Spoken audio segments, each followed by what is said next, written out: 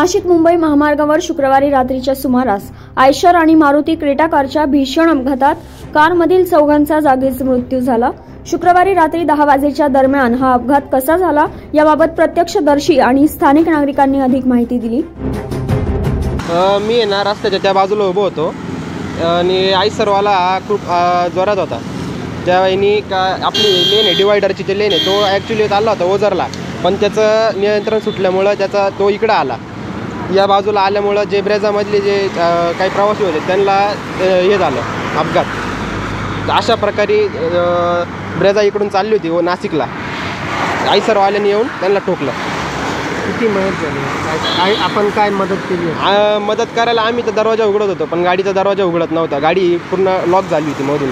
त्याच्यामुळं जे काय झालं ते पुढं डिपार्टमेंट आणि फायर ब्रिगेडवाले माणसं आले, त्यांनी यांना काढलं आणि मग तिकडं दवाखान्यात नेलं।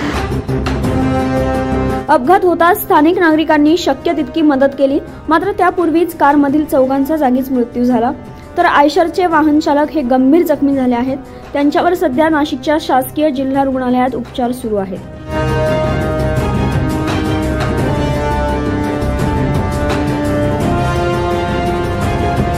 जागतिक बँकेच्या अहवालानुसार भारतात दरवर्षी सरासरी 4.5 लाख रस्ते अपघात होतात, यात अनेकांचा जीव जातो। रात्रीच्या वेळी प्रवास करू नका असं वारंवार वाहतूक विभागाकडून आवाहन केलं जातं, मात्र त्याची कोणतीही अंमलबजावणी केली जात नसल्याचं दिसून येतंय। आय न्यूज महाराष्ट्रासाठी प्रतिनिधी अमर सोळंके, नाशिक।